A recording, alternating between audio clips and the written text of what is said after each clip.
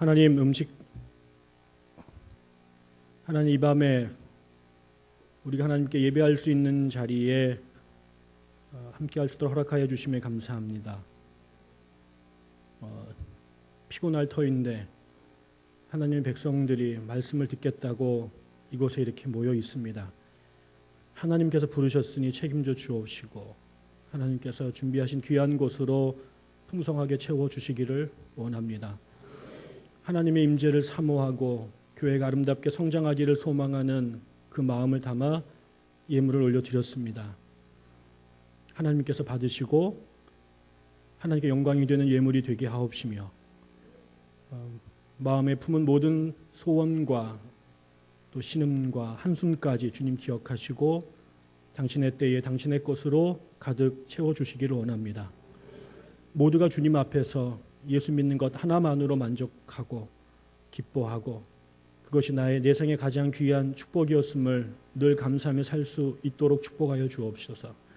이번 집회를 처음부터 마지막까지 하나님 함께하여 주옵시고 하나님과 깊이 사귀며 주의 소리를 들으며 또 하나님의 백성으로 그렇게 새롭게 거듭나는 귀한 시간이 되기를 원합니다. 그리고 이 교회를 하나님께 올려드리오니 받으시고 이 하나님 거제 땅에 하나님의 나라를 세워가는 하나님이 기뻐하시고 축복하실 수밖에 없는 아름다운 교회가 되게 하여 주옵소서. 수고하는 모든 사람들에게 힘주시고 은혜 주시어서 다윗을 만났을 때의 기쁨처럼 여기에 모인 모든 사람들이 하나님의 마음에 합한 자들 되게 하시옵소서. 너 하나님의 사람아 라는 제목으로 함께 나누려고 합니다. 주님 도와주시고 은혜 주시어서 이름뿐이 아니라 속까지 영혼까지 하나님의 사람으로 그렇게 날마다 새로워지도록 축복해 주시옵소서. 감사드리며 예수님 이름으로 기도합니다. 아멘.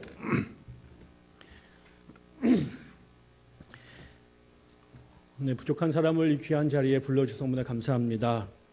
네, 제가 좋아하고 사랑하고 악연인지 선인인지 오랜 세월 같이 이렇게 늙어가고 있는 오홍환 목사 교회에 또 오게 돼서 너무나 감사합니다. 예, 저에게는 형제 같은 친구이고 또 나이는 저보다 한 살 많지만 친구로 허락해줘서 벌써 20년째 버스로 옆에 있습니다.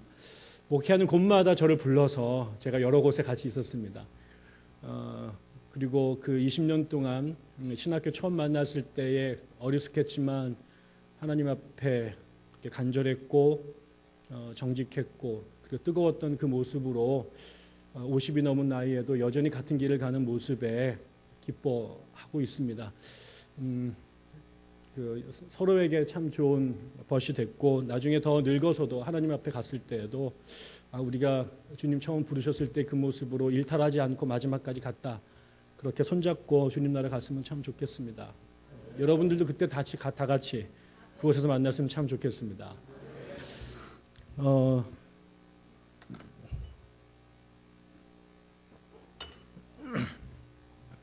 저의 문제는 시간을 지키는 겁니다. 늘 어렵거든요. 지금부터 1시간만 설교하겠습니다. 1시간이 되면 박수를 막 치고 목사님 고생하셨습니다. 갑시다. 그리고 일어나시면 되겠습니다. 저도 그렇게 해서 가도록 하겠습니다. 못하면 뭐 내일 또 하고 뭐 앞으로 할 게 많으니까 그렇게 하도록 하겠습니다. 제가 2004년도에 제가 유학을 마치고 돌아와서 아현 성결교회라는 서울에 있는 성결교회 제법 오래된 그 교회의 청년부 사역자로 오게 됐습니다. 시간 강사 생활을 시작을 했고요. 그때 저는 사실 그 유학을 가기 전에 1994년부터 제가 신대원에 들어가서 아현 성결교회에서 제 첫 사역을 시작했습니다. 주일학교 초등부 아이들을 가르쳤는데요. 그리고 3년 가르치고 유학을 갔고 다시 돌아왔을 때는 그 아이들이 커서 이제 청년들이 되어 있었습니다. 다시 그 아이들을 만나서 사역을 하게 됐죠. 제가 유학을 마칠 때쯤 저희 목사님께서 저를 기억해 주시고 직접 국제 전화를 걸으셔서 배 목사 와서 아이들을 가르쳤으면 좋겠다라고 초대해 주셔서 제가 가슴이 굉장히 뛰었습니다. 그래서 죽도록 충성해야지.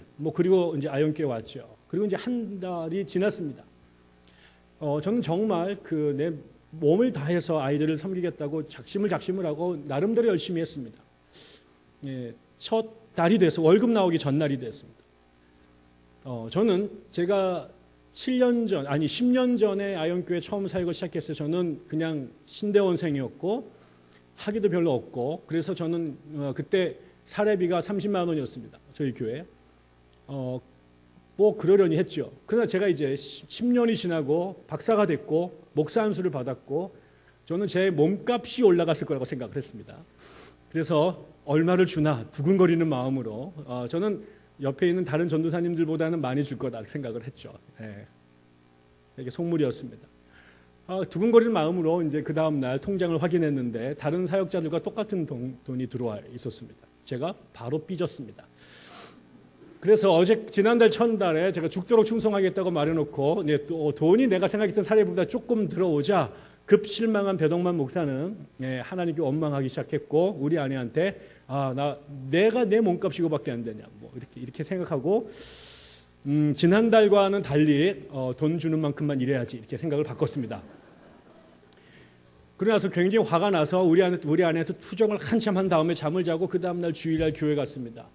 교회 사무실에 갔더니 지금은 소천하셨는데요, 저희 학교의 은사였던 이상훈 교수님이라고 저희 학교 학장도 지내셨던 노 교수님인데 저희 교회의 협동 목사님이셨습니다. 근데 그때 마침 그분이 교역자들 사무실에 앉아서, 그분이 굉장히 폼나시는 분이 노인이신데 정말 멋있게 앉아서 커피를 한 잔 들고 계셨습니다. 저는 그분 너무 유명하신 분이고 저는 그냥 발치에도 따라가기 어려운 학생이었기 때문에 되게 당황했는데, 그분이 저를 알고 배 목사 일로 앉아봐라 이러시더라고요. 저는 그분이 저를 기억할 거라 생각도 못했는데 그분이 늙은이 말을 좀 들어라 이러시는 거예요. 그래서 제가 완전히 이제 그 진욱이 들어서 말씀을 들었죠. 그랬더니 뭐라고 그러시냐면, 배 목사야, 아현교회가 월급 조금 준다고 삐지지 마라. 이 얘기는요 주님과 저만 하시는 거였어요. 우리 아내만 하는 거예요. 근데 갑자기 제 온몸에 소름이 쫙 돌았습니다. 그러면서 네가 목사니까 복음을 전하라고 초청이 오면 절대로 아무리 돈을 조금 줘도, 그리고 아무리 먼 곳에서 불러도 절대로 노 하면 안 된다. 그러니까 네 스케줄표에 그날이 벼 있으면 하나님께서 보낸 줄 알고 무조건 가야 된다. 네가 머리를 굴리다가 사례비 조금 주고 멀다고 빼기 시작하면 하나님이 주시는 진짜 축복을 놓칠 가능성이 농후하다. 그러니까 네가 작은 것에 충성해라. 두 번째, 너는 학위를 했으니까 학자로서 본분을 다해야 된다. 그래서 밤을 새서 글을 읽고 밤을 새서 책을 써야 된다. 저는요 그날 모세가 떨기나무 앞에서 하나님 만난 것 같은 경험을 했어요. 지금도 그 순간 생각하면요 온몸이 사사삭 떨립니다. 저는 정말 이 교수님 말씀을 하나님 말씀으로 들었습니다. 그리고 제가 하나님께 약속했습니다. 제가 지금부터 제 달력에 비어 있으면 하나님 말씀을 전하라고 그러면 절대로 노하지 않겠습니다. 그리고 죽도록 공부하겠습니다. 열심히 쓰겠습니다. 오늘 날짜가 비어 있었습니다. 지금 피곤해 죽겠습니다. 그런데 비어 있었기 때문에 또 오 목사님이 부르셨기 때문에 제가 순종하는 마음으로 왔습니다. 저만 오지 않고 이제 안에 성령 하나님께서 함께 했으면 참 좋겠습니다. 오늘 우리가 읽은 이 출애굽기의 말씀은 교회 다니신 분은 모두가 잘 아는 그 황금 송아지를 만든 이야기입니다. 그런데 저는 개인적으로 이 말씀이 굉장히 저에게 무섭고 아주 중요한 그런 말씀입니다. 왜냐하면 오늘 이 말씀에 보면 여러분이 다 아시겠습니다만 모세가 출애굽을 인도하고 나서 시내산에 드디어 도착했습니다. 그래서 시내산에 올라가서 하나님께 십계명을 받아 내려오는 일들이 이제 있었죠. 그런데 여러 번 올라갔던 모세가 이번에는 유독 올라갔는데 여러 날이 지났음에도 불구하고 내려오지 않고 있습니다. 모세 하나 보고 지난 세월들을 견뎌왔던 이스라엘 백성들이 모세가 내려오지 않는 시간이 길어지자 두려워지기 시작한 거죠. 엄마 손 붙잡고 놀이동원에 처음 놀러 갔던 꼬맹이가 갑자기 자기 눈앞에서 엄마가 보이지 않자 기겁을 하게 되는 것처럼 이스라엘 백성들이 수많았고 나이 드신 분도 많았겠지만 자기들을 지금까지 기사와 이적으로 출애굽을 하고 아말렉과 싸워 이겨왔던 그 지도자가 눈앞에서 장기간 보이지 않자 이스라엘 백성들이 갑자기 두려워지기 시작했습니다. 그리고 이것이 집단적인 분위기를 만들어내자 이게 소요가 일어나게 됐고요. 그럼 이 사람들이 모세의 형인 아론에게 달려와서 우리를 위하여 하나님을 만들어 달라라고 말합니다. 그러자 기다렸다는 듯이 아론이 그래 내가 해주지 그러면서 너희들이 갖고 있는 금붙이를 갖고 와라. 그래서 금붙이를 가져다가 바쳤습니다. 그랬더니 그 금을 녹여서 조각을 새겨서 뚝딱하고 그들의 신을 만들어 줬습니다. 그게 우리가 아는 금신상입니다. 그리고 나서 뭐라고 그러냐면 이것이 너희들을 애굽에서 이끌어낸 야훼 하나님이다 이렇게 말합니다. 그랬더니 그 사람들이 좋아서 춤을 추고 축제를 벌입니다. 이 장면이 그냥 아무 생각 없이 지나갈 수 있는 장면인데 몇 가지 생각해 볼 수 있어요. 하나는 이 사람들이 신을 만들 수 있다고 생각합니다. 그리고 우리가 아니고 그 앞에서 10장만 앞으로 가면 첫 번째 출애굽을 하고 나서 하나님으로부터 10계명을 받은 이야기가 나와요. 그 10계명의 맨 앞에가 뭡니까? 나 외에 다른 신을 두지 마라. 두 번째가 우상을 새기지 마라.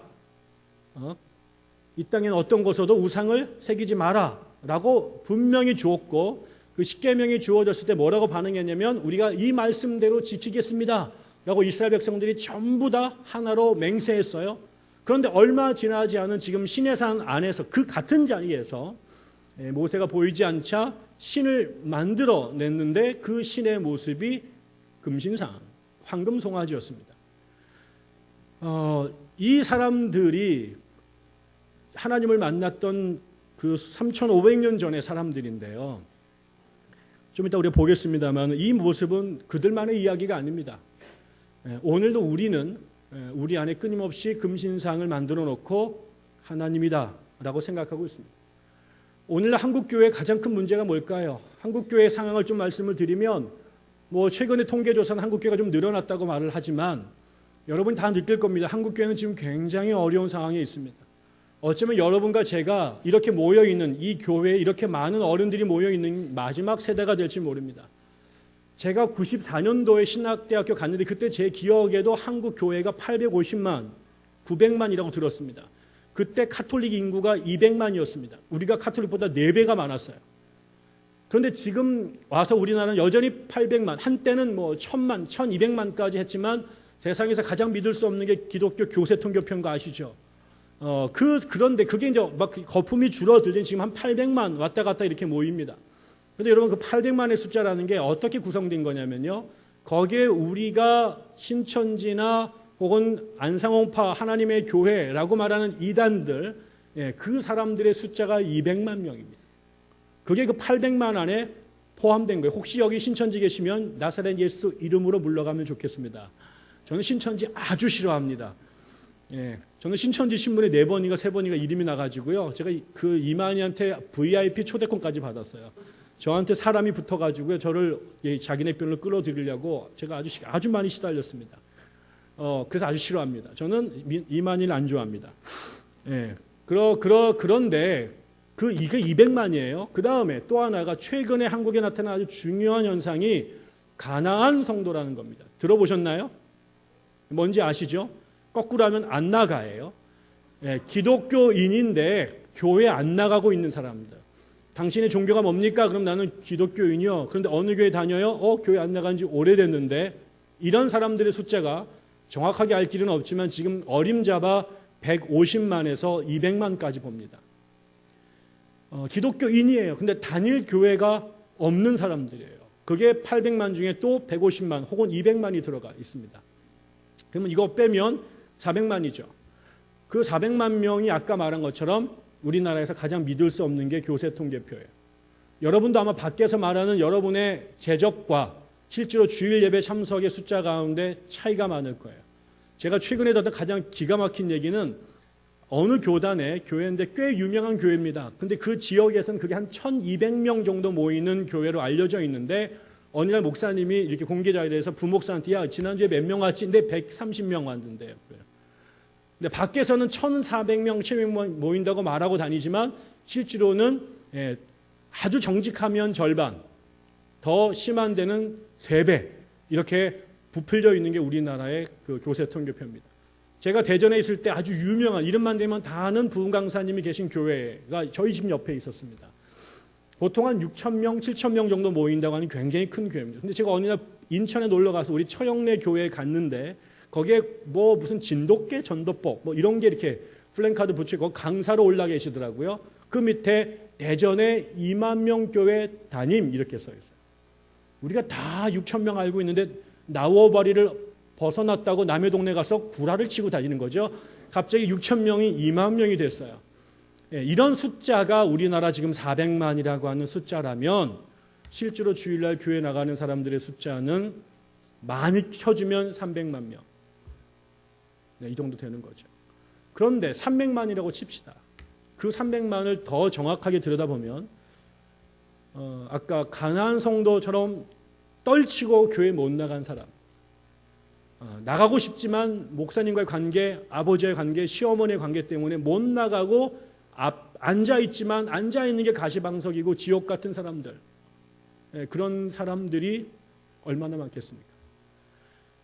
제가 얼마 전에 몇 년 전에 경기도 시흥에 있는 꽤 유명한 장로교 통합 측의 여전도회 수련회에 가서 설교를 갔는데요.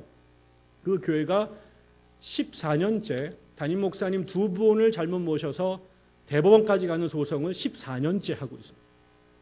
한때 3,000명 모이던 교회가 뭐 500명, 600명밖에 안 남은 그 지경이 된 거죠.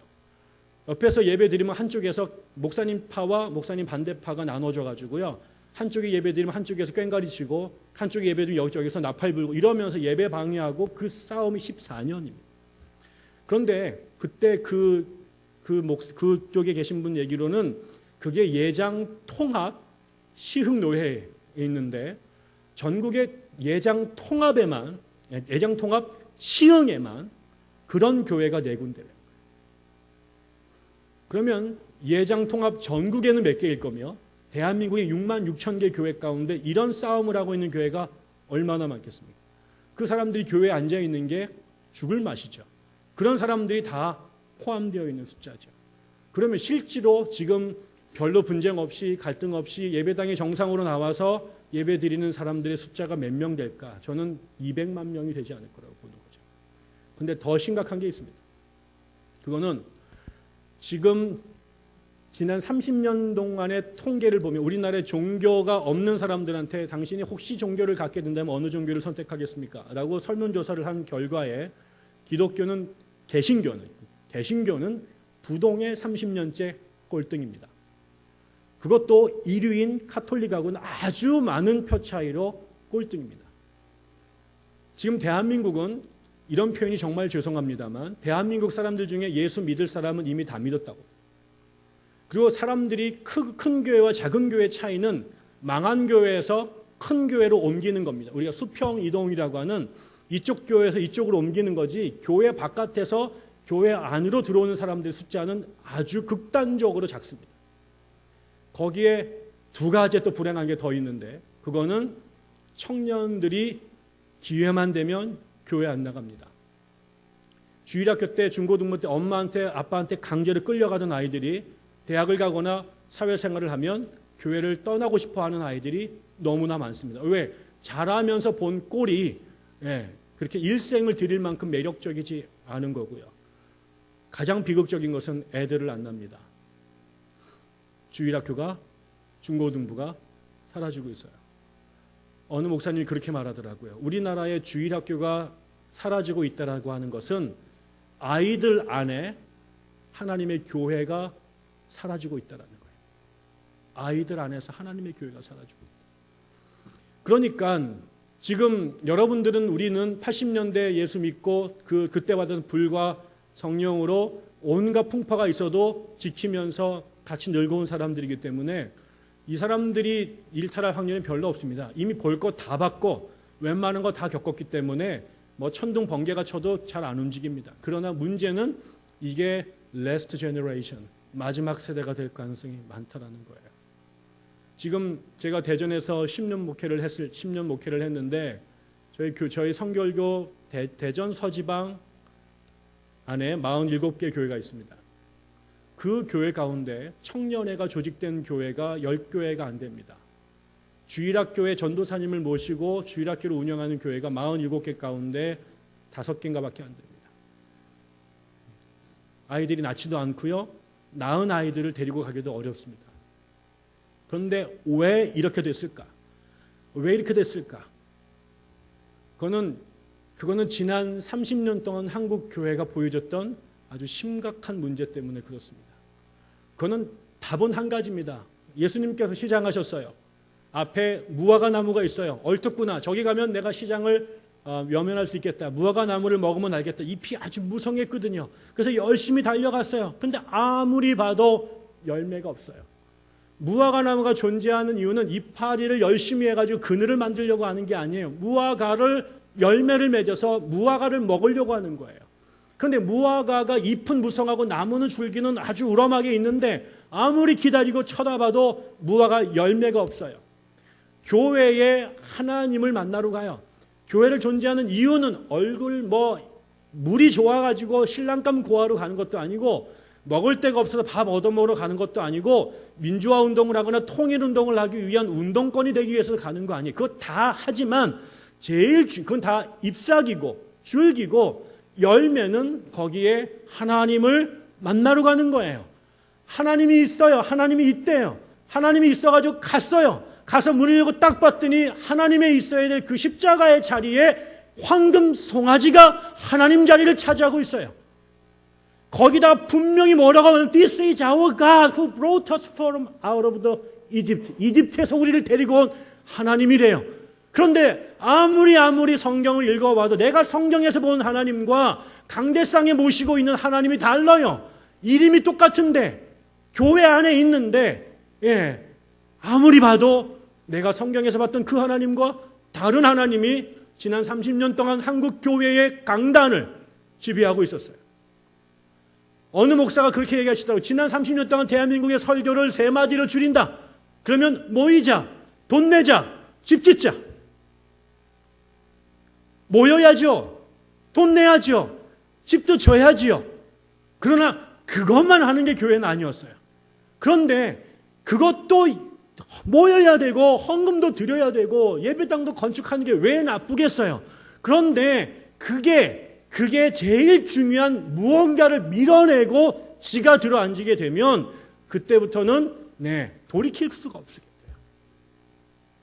저의 장인어른이 계셨습니다. 이분은 얼마나 건강하셨냐면요. 60이 넘었는데도 인천의 배드민턴 이 생활체육대회 나가서 동메달 따신 분이에요. 그래가지고 사위들이 이 장인하고 붙어가 전부 다 21대 3으로 다 졌습니다. 막 우리를 데리고 놉니다. 어떻게 할 수가 없어요. 그렇게 몸도 좋으시고 이런 분인데 어느 날 그 정정하셨던 분이 약간 이상해요. 약간 이상해요. 그래서 어느 어머니한테 전화가 왔어요. 야, 니네 아버지 이상하다. 근데 이분이 갑자기요 어린아이같이 점점 바뀌어져요. 이게 치매가 온 것 같아요. 놀래가지고 병원에 갔어요. 병원에 갔더니 무슨 문제냐면 치매가 온 게 아니라 머리에 아주 기가 막힌 곳에 뇌에 아주 기가 막힌 곳에 종양이 하나 딱 생겼어요. 근데 이 종양 때문에 물이 나와요. 그래서 뇌 수정이 왔어요. 뇌 수정이 오니까 치매가 와요.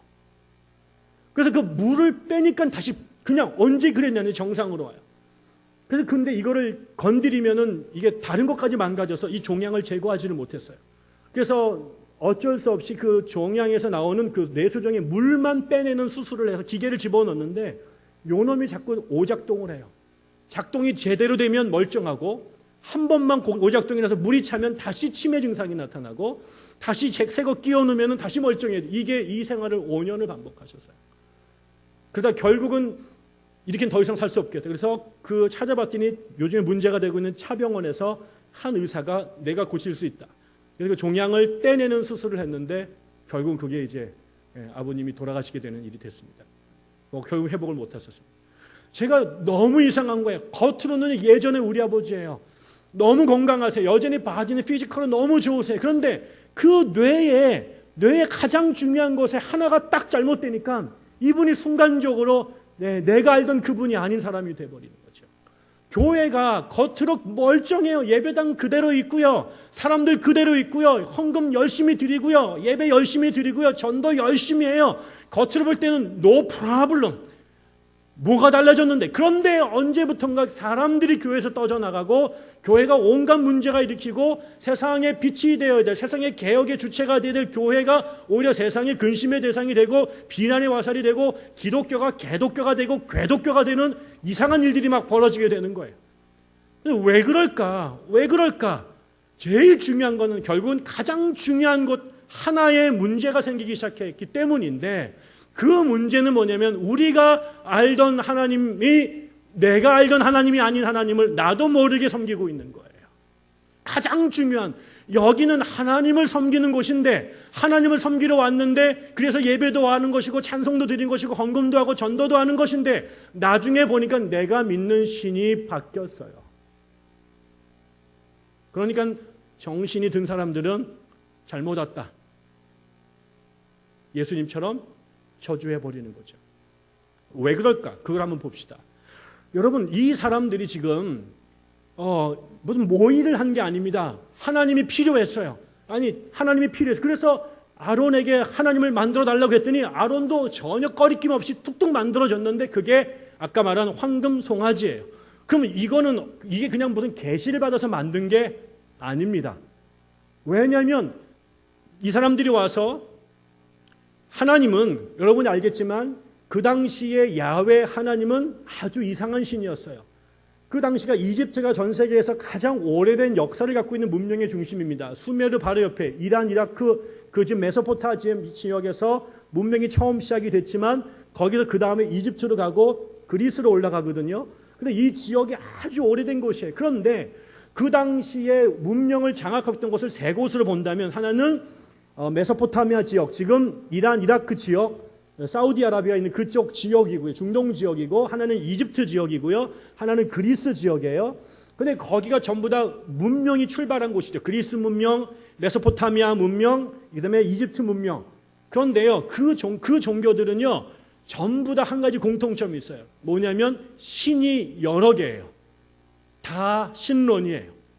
그리고 그 신들은 대부분 어디서 기원하냐면요, 자연 현상에서 영감을 받아서 자신들이 살고 있는 그 지역의 이 자연의 흐름, 그게 큰 강이 있으면 그 강, 아니면 큰 산이 있으면 그 산, 아니면 태풍이 몰아치면 그 태풍, 이런 것들을 신으로 섬겼어요. 여러분이 배우셨겠지만 모세가 출애굽하기 전에 10개의 재앙을 내리죠. 그 10개의 재앙은 전부 다 이집트를 지배하고 있던 10개의 큰 신들이에요. 그 신들과 야훼 하나님이 맞짱을 떠서 다 박살을 낸 겁니다. 그런데 그게 강의 신, 개구리, 무슨 이런 것들이 전부 다 이집트의 지역마다 지배하고 있던 신들입니다.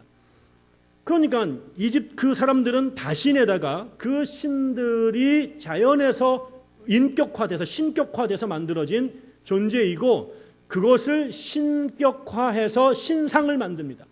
그래서 그 자연을 싱상한, 그게 아까처럼 그거를 그 자연의 이미지를 따서 신을 큰 개구리를 만든다든가, 아니면 큰 황금 소를 만든다든가 뭘 만들어요.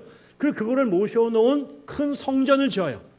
그래서 그 지역이, 그게 이집트든 아니면 수메르든 아니면 그 아테네든, 거기에 가면 거대한 신전이 있고요. 그 거대한 신전에 전부 다 신상이 있어요. 그 신상은 자연에서 대부분 기원한 존재들입니다. 그런데 이 사람들이 출애굽에서 만난 야훼 신은 그동안 그들이 만났던 신하고 너무 달랐어요. 첫째, 형상이 없어요. 그 다음에 신이 여러 개가 아니라 딱 한 분이에요. 그러니까 이분들은, 이 이스라엘 사람들은 신상이 없었고, 그렇기 때문에 신전도 만들 수가 없었어요. 그래서 그 예수님께서 출애굽을 하시면서 이집트 사람들한테, 이집트에서 400년 동안 종살이 했던 이스라엘 백성들한테 재앙을 내릴 때마다, 재앙을 내려서 이집트 애들을 박살을 낼 때마다 이스라엘 백성들한테 뭐라고 말하는지 아세요? 내가 재앙을 내려서 이집트의 신들을 하나하나 깨부실 때마다 내가 이로써 내가 너희의 여호와인 줄 알리라. 이 얘기예요. 내가 너희들에게 누구인지를 제대로 알려주겠다라는 거예요. 그래서 그 세월이, 출애굽의 모든 기간이 하나님의 궁극적 목적은 내가 누군지를 너희로 알게 하겠다. 그리고 출애굽의 목적이 뭐예요? 내가 이 백성들을 신의 산으로 끌고 가서 거기서 나에게 예배하게 하겠다 이거예요. 그러니까 이 신은, 진정한 야훼 하나님은 형상도 없고 오직 한 분이시고, 그래서 신전에 어떤 자연물로 새겨낼 수가 없어요. 왜? 자연이 아니었기 때문에. 그 이야기를 지금 지난 수년 동안 이집트 사람들과 싸우고 출애굽하면서 그거를 계속 교육해 왔단 말이에요. 그런데 모세가 잠깐 보이지 않자 이 사람들이 모세가 없는 사이에 하나님이 그렇게 나는 형상이 없고 나는 한 분이고 나는 송아지가 아니라고 얘기를 했음에도 불구하고 우리를 이집트에서 출애굽하신 그분을 신으로 만들어내라. 그랬더니 뚝딱뚝딱 해서 황금 송아지를 만들었어요. 그러면 왜 황금 송아지일까요? 이 이집트에서 이스라엘 백성들이 살던 동네가 고센이라는 도시입니다. 근데 그 고센이라고 하는 곳에서 400년을 야곱 때부터 같이 살았죠. 그런데 그 고센이라고 하는 동네에 신이 있어요. 이집트는 전체적인 이 태양신을 섬기기도 했지만 동네마다 지역마다 그들이 믿는 지역 신들이 있어요. 근데 고센 지역의 신이, 그리고 고센 지역의 신당에 모셨던 그 신이 바로 황금 송아지고, 그 신의 이름이 하토르라고 하는 겁니다. 고센 지역의 신이 하토르인데 그 하토르의 이미지가 황금으로 만든 소였어요. 이 사람들은 야훼를 섬기는 사람이었는데도 고센 지역에서 400년 동안 살다 보니 주변의 천지 사방이 황금 송아지가 신전에 모셔 있었고, 이 사람들을 제외한 고센 땅에 사는 이집트 사람들은 전부 다 그 하토르 신전에 가서 황금 송아지에게 절을 하면서 종교를 삼았던 거죠. 거기에서 우리는 신이 없어, 우리는 야훼 하나님은 형상이 없어, 그분은 한 분이야 라고 생각해 왔지만, 그 이방신, 이방 문화 속에서 이방신을 400년 동안 이웃하면서 살다 보니 400년 지났을 때 그들의 머릿속에도 하나님과 하토르가 섞이기 시작해요. 나중에는 누가 하나님이었고 누가 하토르인지 헷갈리게 됩니다. 그래서 이 사람들은 하토르를 만든 게 아니에요.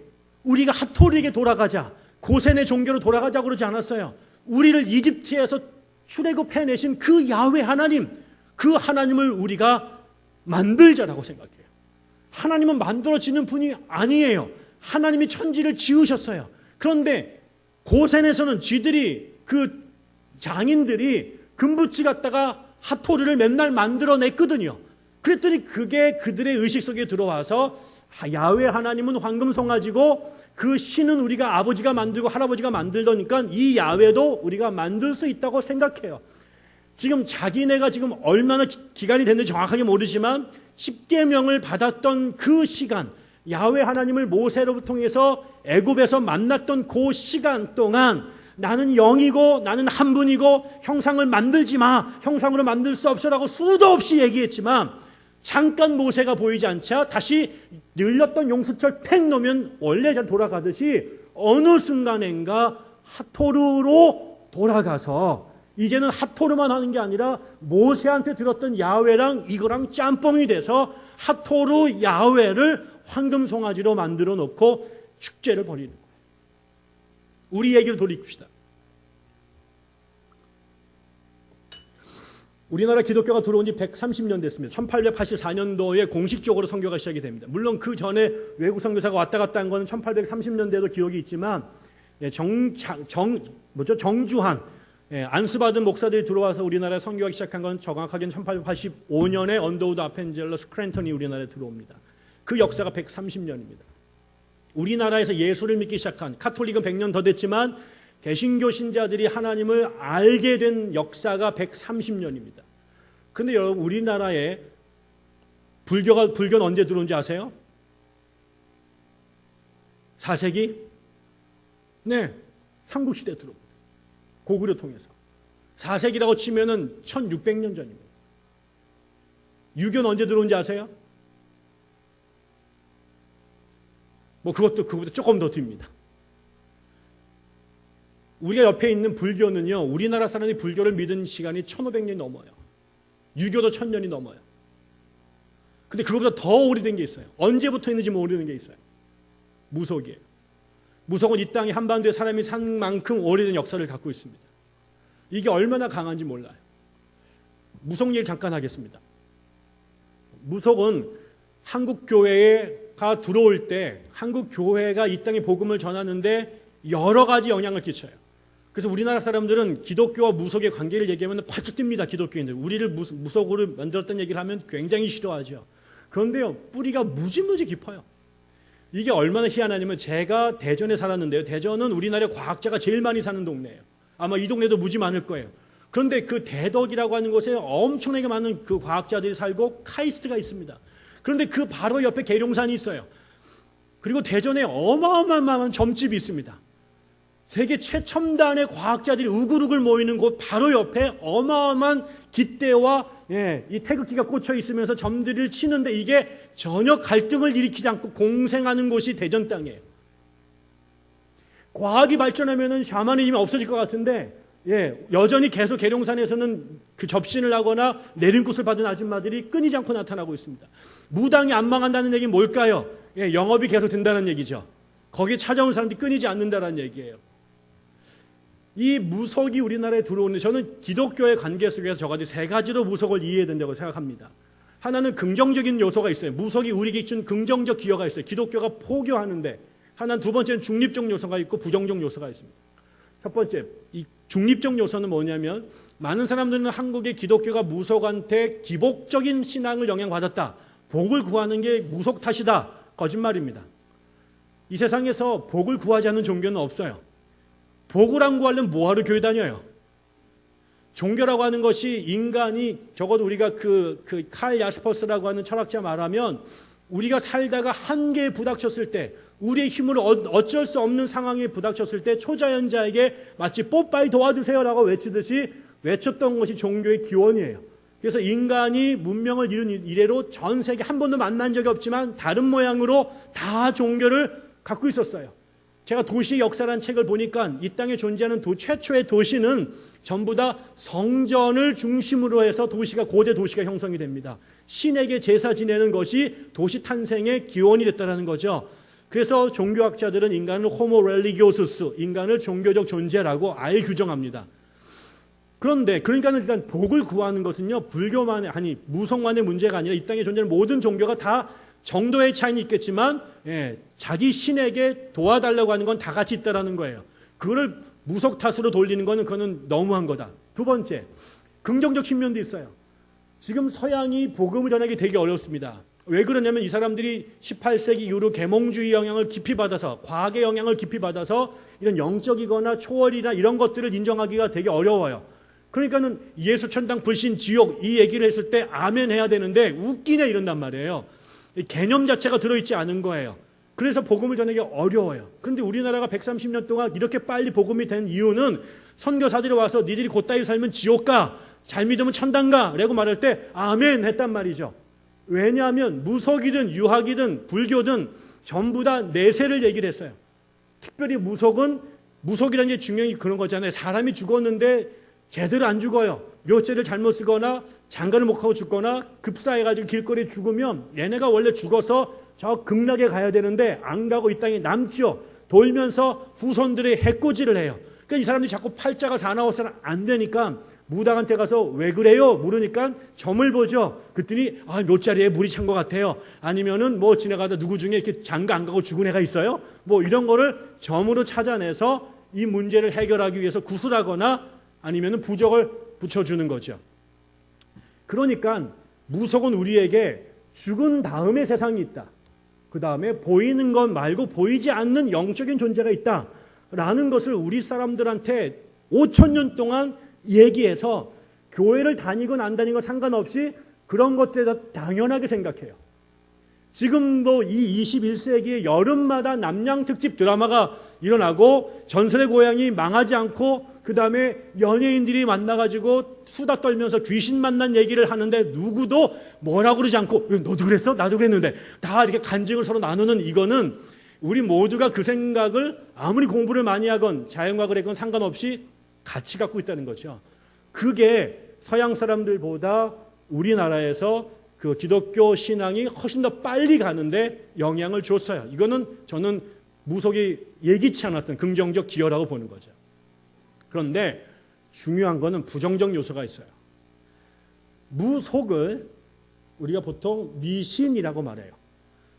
미신이라고 말하는 거는 종교학자들 이런 표현을 싫어하긴 하지만 고등 종교와 저등 종교로 나눌 때 우리가 불교나 유교나 이슬람이나 힌두교 같은 고등 종교의 무속을 이렇게 집어넣지 못하는 이유는 무속이 뭐가 모자라요. 그런 종교가 되기에는 뭔가 모자라요. 여러분, 이런 고등 종교가 된다라고 하는 거, 불교나 유교나 기독교를 우리가 고등 종교라고 말하는 것은 중요한 특징이 두 가지가 있어요. 하나는 공공성과 보편성이에요. 그거는 마치 이런 거예요. 칸트라는 철학자가 이 우주에는 수많은 별들이 돌아다니는데 이게 안 부닥치고 정교하게 돌아가잖아요. 그걸 가능하게 한 것을 자연법이라고 말했어요. 만유인력의 법칙이 그 수많은 별들이 부닥치지 않고 정확하게 스위스 제 시계처럼 돌아가게끔 된 거, 그거 안에 하나님께서 자연을 움직이는 법칙을 집어넣었다는 거죠. 사람들의 세계는 성격과 교육과 기질이 다른 수십억의 사람들이 사는데 이 세상 사랑이 야만과 폭력의 정글로 바뀌지 않고 짐승의 세계가 되지 않고 문명을 이루고 살아가는 것은 또 이 인간들을 움직이는 어떤 힘이 있다는 거죠. 그 원리를 도덕법이라고 그랬어요. 그 도덕이라고 하는 것, 형제를 사랑해야 된다. 불쌍한 사람들에게 자비를 베풀어야 된다. 네가 승질나더라도 어지러서 견뎌야 된다. 이런 것들이 타자를 존중하고 갈등을 견디면서 상생할 수 있는 보편적 원리를 제공한 거예요. 그게 고등 종교를 가능하게 하는 거예요. 그래서 이 원리가 돌아가면 싸울 수밖에 없는, 정글이 될 수밖에 없는, 짐승이 될 수밖에 없는 사람들이 함께 사는 세상이 되는 거예요. 그런데 미신으로 내려가면 공공성, 보편성 모두가 그런 것이 아니라 나의 개인적 문제를 해결하기 위해서 초자연적인 힘을 이용하는 거예요. 쉽게 얘기를 드릴게요. 여러분 우리나라 사극에 가장 많이 등장하는 임금이 누군지 아세요? 역사에 관심이 없으시군요. 제가 알기로는 숙종입니다. 숙종이 왜 그러면 제일 오래 살았고요. 오래 살다 보니까 또 이렇게 정력이 좋았는지 여인들을 궁정에 많이 데리고 살았죠. 그래서 이 여자들끼리 막 싸워가지고 뭐 장희빈도 나오고 모두 나오고 막 이런 여자들이 막 거기 맨날 나와가지고 그 서로 막 암투하는 이런 얘기가 이제 사극의 다시 말하면 조선판 막장 드라마를 짜기 제일 좋은 그 소스를 많이 갖고 있어요. 그런데 거기 보면 여러분 재밌어요. 그 숙종 한 사람의 성은을 얻기 위해서 여러 명의 이 왕후부터 무수리까지 수많은 여자들이 궁중에서 단 한 명의 남자를 보고 삽니다. 그래서 저 남자와 합방을 해서 애를 하나 낳으면 여자의 팔자가 확 바뀌죠. 그런데 문제는 서로 성은을 입으려고 한 여자들이 굉장히 많아요. 그래서 이 싸움이 굉장히 심해지죠. 그런데 이때 꼭 등장하는 중요 인물이 있어요. 누군지 아세요? 용한무당입니다. 이 용한무당이 등장해서 이 여자들이 서로 이 숙종의 사랑을 입어야 되니까 이 사람들을 끌어다가 한 사람이 와서 내가 지금 성은을 입으려면 어떻게 됩니까? 지금 가장 사랑을 받고 있는 저 여자를 없애야 되는데 어떻게 없앨까요? 그러면 이 무당이 좋은 개법을 가르쳐 주죠. 그래서 매달 며칠날 달이 기울 때 이거 지푸라기로 사람 만들어서 막 그 여자를 막 욕하면서 쑤시면 제가 급사를 맞아서 딱 죽습니다. 돈을 왕창 주죠. 그러면 또 얘가 제거돼서 지가 넘버 2가 됩니다. 그럼 밑에 있는 또 다른 애들이 어떻게 하겠습니까? 아까 그 무당한테 또 찾아가서 더 많은 돈을 주고 죄를 제거하는 방법을 가르쳐달래죠. 그러면 또 그 여자를 급살먹이는 방법을 또 필살기를 알려줍니다. 그럼 또 돌아가서 막 쑤셔서 얘 죽이고 이런 일들을 막 벌이죠. 그때 이 무속인은 내가 주는 이 필살기가 어떤 궁중을 얼만큼 혼돈으로 만들고 정말 개판으로 만드는지에 대해서 묻지 않습니다. 자기에게 돈만 주면 상대를 제거할 수 있는 방법들을 주지요. 나의 개인적인 단골들의 니드를 채워주면 그게 용합무당이 되는 거예요. 이 사람들은 이것이 보편성과 공공성이라고 하는 개념 자체가 없습니다. 물론 당산제나 대동제 같은 굿도 있어서 사회적 책임을 지려고 하는 경우도 있지만 그건 아주 예외적이고요. 동네 무당들은 그런 생각을 하지 않습니다. 이게 한국교회에 무속이 끼친 부정적인 영향은 바로 요게 한국교회 안으로 들어옵니다. 무슨 말인지 아세요? 몇 년 전에 제가 어느 교회 갔습니다. 한 20년 된 것 같습니다. 아주 큰 교회였는데 지나가다가 제가 그때 교회를 못 찾아서 주일 예배를 드리러 갔습니다. 갔더니 목사님께서 한 6월 정도 됐는데 설교를 하고 계셨어요. 근데 뭐라고 설교하시냐면 여러분 우리가 기도를 열심히 해야 될 시간이 돌아왔습니다. 뭐 당연하죠. 아멘 하더라고요. 근데 여러분 왜 기도해야 되는지 아시죠? 사람들이 조용히 듣기 시작했어요. 여러분 작년에 그 사건 기억하십니까?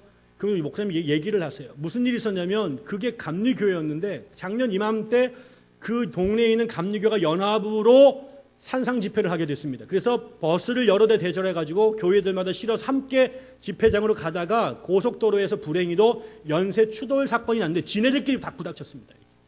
그래서 차를 타고 간 여러 명의 사람들이 다쳤어요.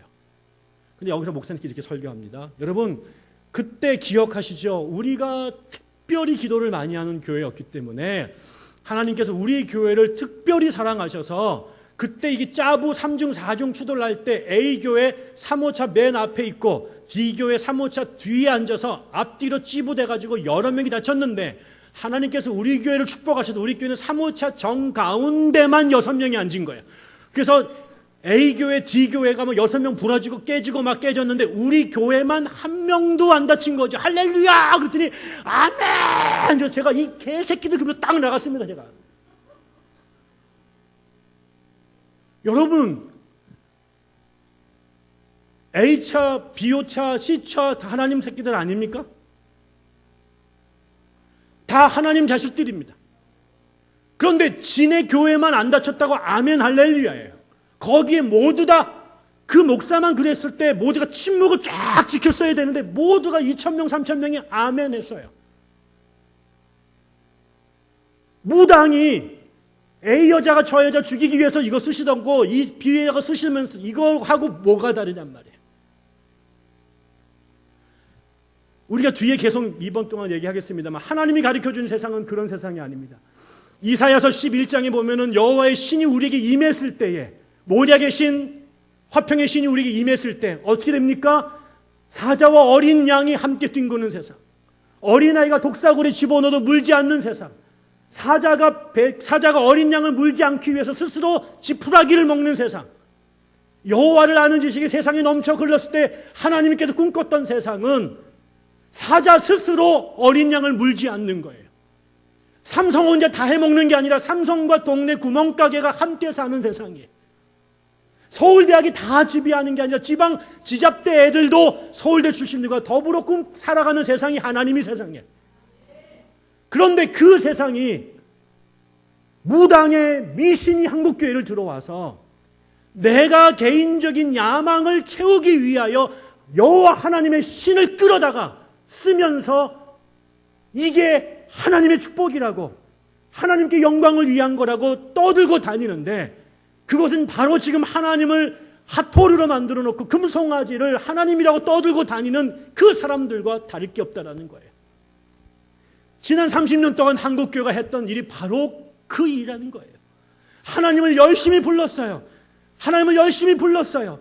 열심히 충성했어요.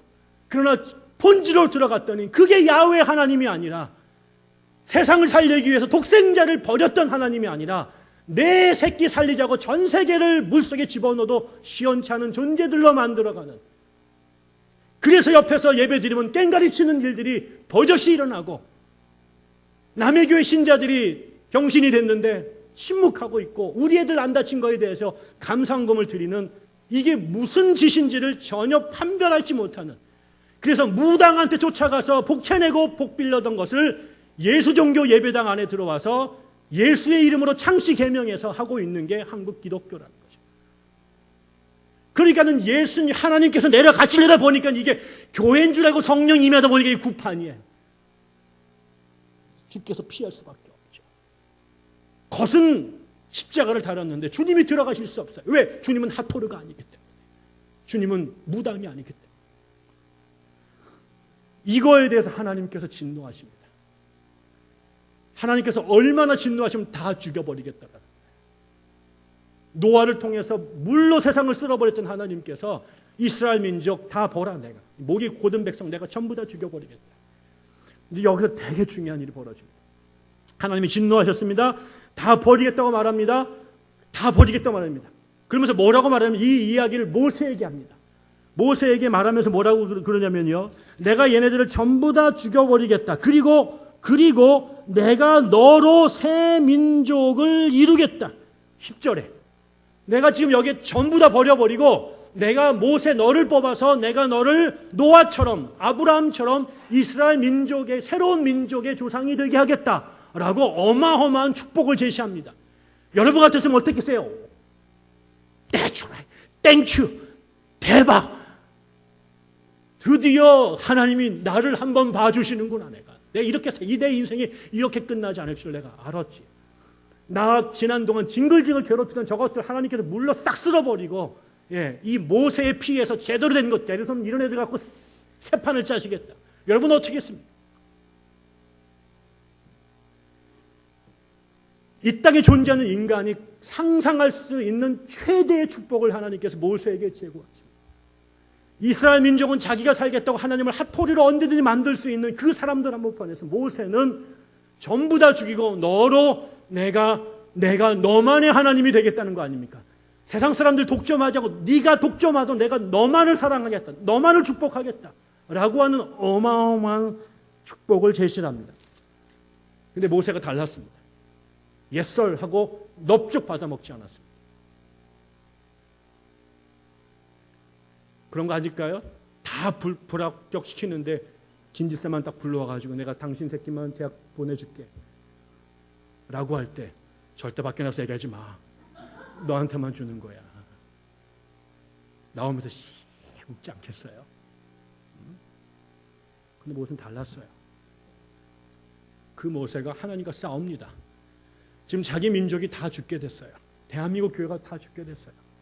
대한민국 교회가 다 핫토르판으로 갔어요. 대한민국 교회인데 두 가지 종류 교회가 있대요. 대형 교회와 대형 교회를 꿈꾸는 작은 교회. 한동안 제가 신학교 다닐 때 우리 서울신학 우리나라 우리 성교울교회에 꿈이 있었어요. 캐치프레이즈였어요. 문제가 있었어요. 왜 성교울교회와 10,000명짜리 교회가 안 나오느냐? 그럼 어느 교회가 제일 첫 번째로 10,000명을 끊을 것이냐? 성경 어디에 10,000명 돼야 된다고 말합니다. 10,000명 안 되면 교회 아니에요? 우리나라가 지금 성결교회가 장로교회한테 밀리는 게 10,000명 교회가 없어서 밀리는 거예요? 예수가 언제 그런 얘기했어요? 예수는 기사와 이적으로 온갖 짓을 다 하셨는데 12명밖에 전도 못했어요. 3년 동안. 이번에 서울에 있는 어느 미친 교회가 문제 생기니까 전 세계 우리나라의 3등 교회를 건드렸다고 승질을 내더라고요. 도대체 자기가 무슨 말을 하는지 모릅니다. 3등 교회는 건들면 안 돼요? 이게 전부 다 덩치에, 황금에, 세상의 권력의 교회가 쪄들어 있습니다. 성경은 예수는 한 번도 그렇게 말한 적이 없는데 그게 목사의 입에서 강대상에서 선포되고 거기에 물려있는 무리들이 아멘 할렐루야를 합니다. 전부 다 핫토르 신자들입니다. 야훼 앞에서 그리고 나서 하나님께서 하셨대요. 그러니 하나님께서 뒷목 잡고 넘어가지 않겠습니까? 그래서 한국교회도 망하는 겁니다. 망할 수밖에 없어요. 망하지 않으면 하나님이 이상한 겁니다.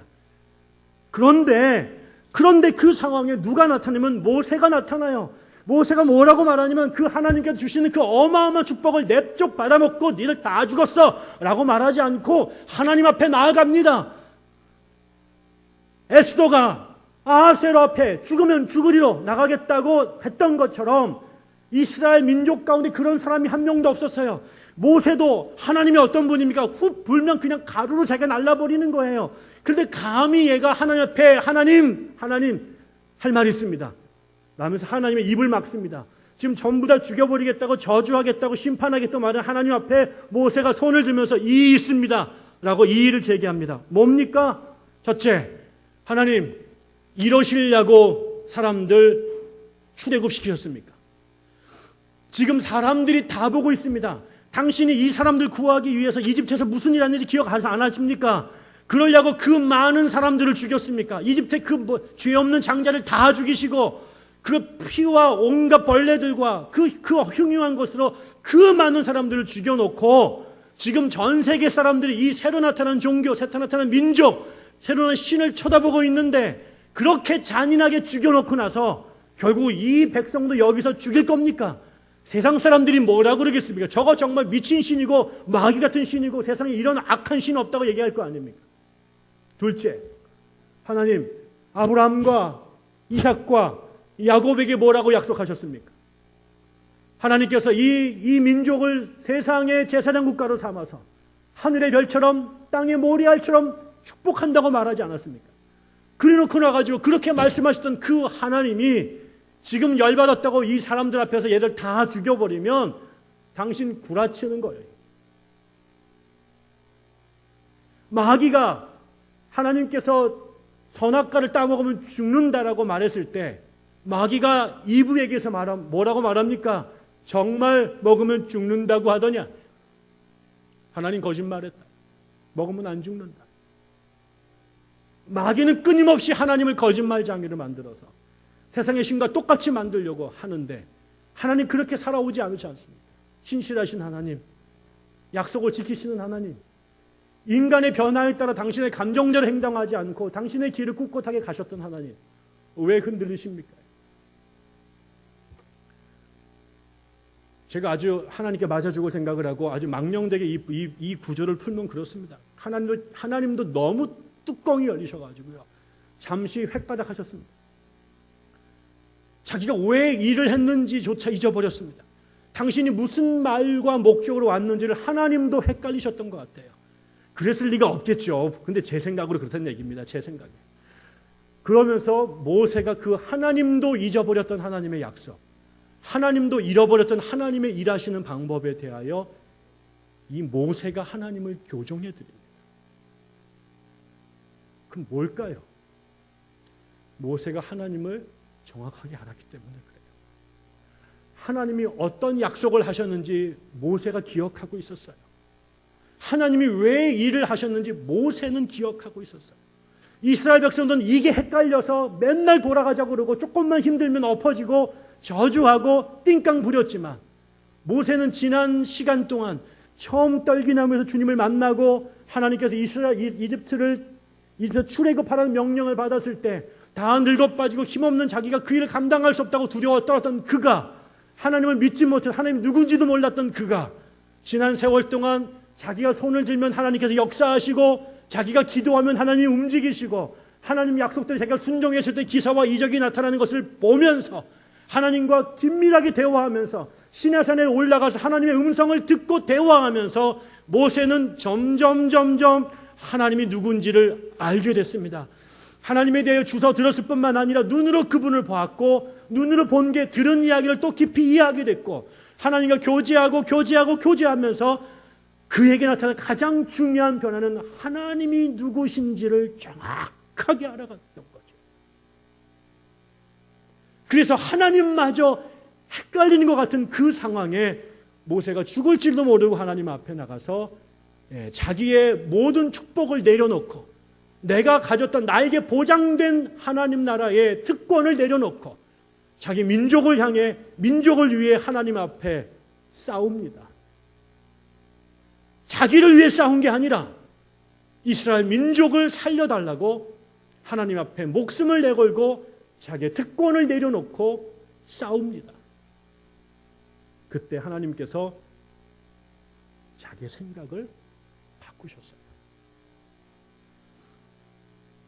한 사람의 불순종으로 이 가운데 이 나라에 죄가 들어오고 죽음이 들어오고 심판이 들어왔다고 바울이 말합니다. 그 세상에 한 사람이 다시 순종함으로 생명이 들어왔다고 말합니다. 모세는 다시 오실 예수의 가장 중요한 모델입니다. 장차 예수가 하실 일을 구약에서 가장 극명하게 미리 보여준 사람이 모세입니다.